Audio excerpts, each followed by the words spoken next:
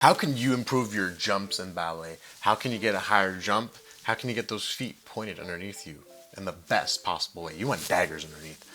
We're gonna find out today in this very helpful technique breakdown video with me, Mr. Elisha of Internet Ballet. Let's go. This is an excerpt out of my completely free foundational beginner adult ballet course in my online ballet community, Internet Ballet. Link will be in the description below, or go to school.com/learn ballet, skool.com/learn ballet.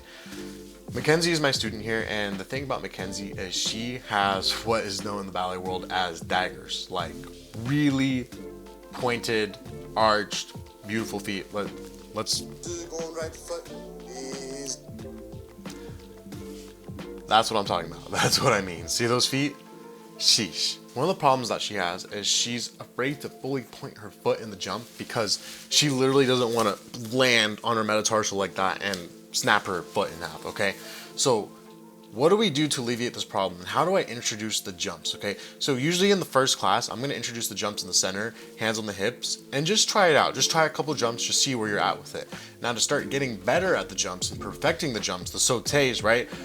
Remember, sautés are jumps that go from 2 feet to 2 feet, right? In this case. Let's show you what we do, okay? What we do is we start at the bar. And here's the exercise.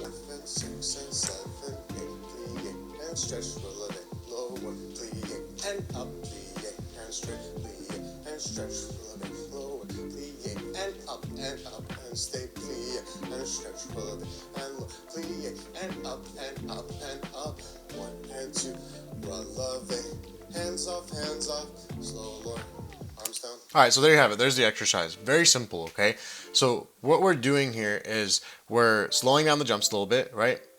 And we're putting the releve in there. Why do we put the releve in there? Well, technically, when you jump, it goes through the releve position, which is extremely important to know. So what we know now is that a sauté requires a strong releve, as well as really good foot strength and a very solid plie with the heels down so you can get maximum power in your jump, okay? Now the other thing that we're doing is we're actually gonna push on the bar a little bit, okay? And that's gonna allow you to focus on pointing those feet to the best of your ability. So let's watch what happens here. Plie, stretch, press, floor, plie, hop, heels together, zipper, watch your hips, releve, plie, up, and plie, stretch, releve, floor, plie, up, and releve, float the hands off. Let's repeat. 1, stretch, releve, plie, up. Now watch your hips every time. Look in the mirror, up.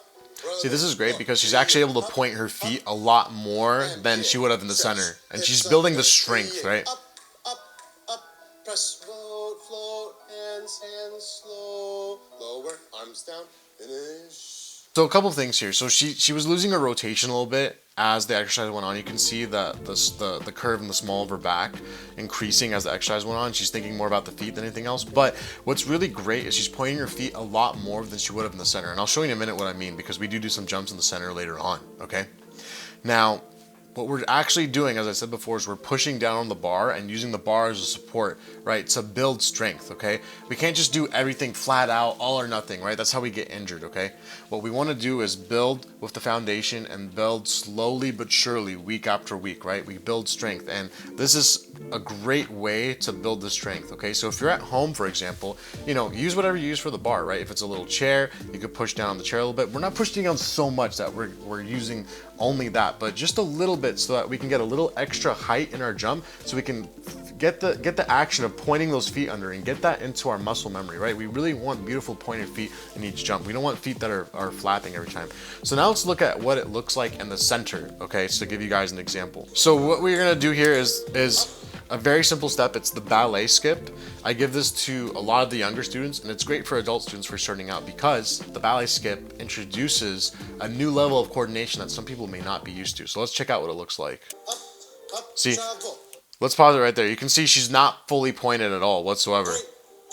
And that comes from the fear of literally her having her foot fully pointed and then landing on metatarsal. I wouldn't have that problem because my feet, guys, we got what we call biscuits in the ballet world. My feet do not point like Mackenzie's feet do, okay? So I would not even have that problem in the first place. She has very pointed feet, which many of you may have, and she's afraid of literally knuckling and cracking her foot in half, okay? Doing the jumps at the bar and doing the jumps with the aid of a chair, of a bar at home, or a countertop, that's what's gonna help you perfect the jumps.